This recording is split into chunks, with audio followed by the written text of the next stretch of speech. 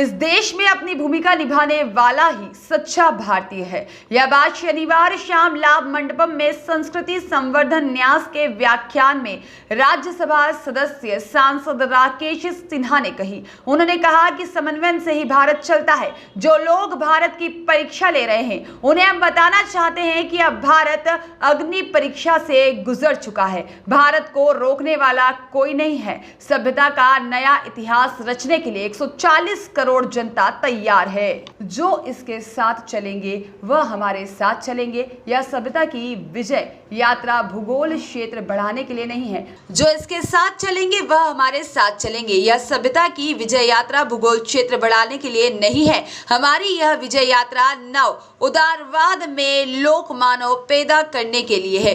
भारत अपनी नैतिकता और सभ्यता से सनातन पर हमला करने वालों से मुकाबला करेगा। उन्होंने आगे कहा कि ज्ञान और विज्ञान के ऊपर मानवता का आधिपत्य बना रहे। भावना और विवेक के साम्राज्य को बनाए रखना ही भारत की ज्ञान परंपरा का लक्ष्य है। यह देश तो प्रयोगधर्मी लोगों का, आलोचनात्मक चिंतन करने वालों का और बहुआत्मीयता रखने वालों का देश है। हिंदू चेतना उदारता की रक्षा करने के लिए एक जागृति का भाव है।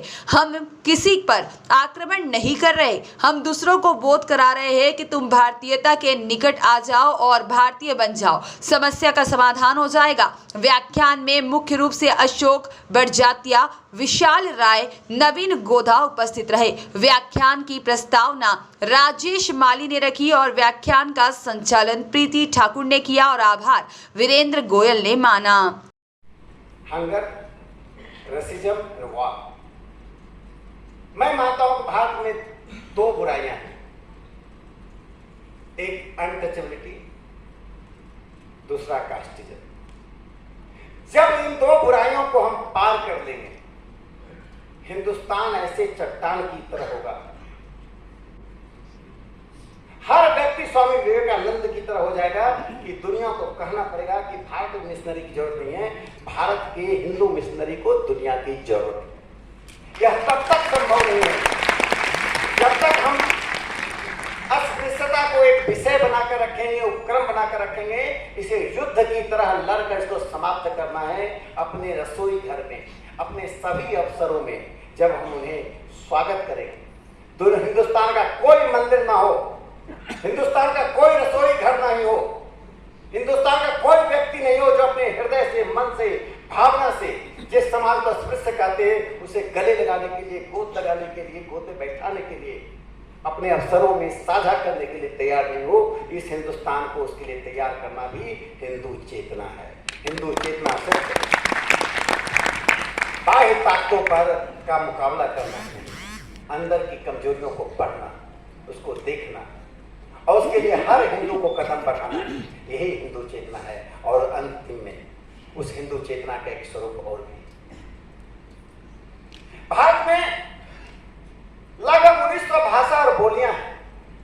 उन भाषा और बोलियों को कौन जोड़ता है? हमारी संस्कृति जोड़ती है। आज हम संस्कृति और धर्म के नाम पर स्थानीयता का शिकार हो रहे हैं। अब उत्तर भारत के बच्चों से पूछे चोल साम्राज्य क्या था, उन्हें मालूम नहीं। राजा राजेंद्र कौन थे, उन्हें मालूम नहीं। दक्षिण में पूछिए चंद्रगुप्त कौन था, उनको मालूम नहीं। जिस देश में उत्तर में पैदा लिया हुआ व्यक्ति दक्षिण में जाकर अपना प्राणोत्सर्ग करता है, चंद्रगुप्त मौर्य, उस देश की यह हालत हो जाए। हम उत्तर दक्षिण एक की बात करते हैं। जब टेलीविजन डिबेट पर एक डीएमके के पार्टी के प्रवक्ता ने मुझसे पूछा सनातन धर्म के बारे में, तो उनका सब चीज सुनने के बाद मैं सिर्फ एक ही शब्द कहा, वो गूगल सर्च करने लगा। मैंने कहा गूगल में ये नहीं मिल जाएगा, इसके लिए तो आपको साधना करनी पड़ेगी। गूगल साधकों की चीज नहीं होती है, वो तो भोजन में जैसे मैगी होता है उस तरह की चीजें 2 मिनट में तैयार हो जाता है। इस साधना में जीवन खपाना है। मैंने कहा आप सनातन धर्म पर आक्रमण कर रहे हैं या तमिल संस्कृति पर आक्रमण कर रहे हैं? हाउ डू यू से आई मतलब कि तमिल संस्कृति में नहीं बताता। दुनिया में एकमात्र भाषा है। भारत में इतनी भाषाएं हैं, हिंदी है, संस्कृत है, संस्कृत भी भाषा है। संस्कृत को देव भाषा कहते हैं। लेकिन सभी भाषाओं में एकमात्र तमिल ही एक ऐसी भाषा है जिसको साक्षात भगवान शिव ने अगस्त मुनि को सिखाया था। मैंने कहा अगस्त मुनि का आपने नाम सुना है क्या? तो चुप हो गया।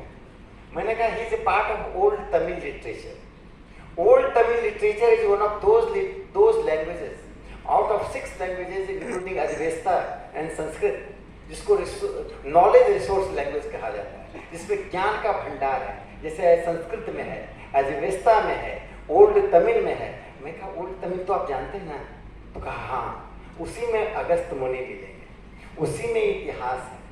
और अगस्त मुनि को भगवान शिव ने एक और काम सौंपा था तमिल सिखाने के बाद, दक्षिण और उत्तर को जोड़ दो।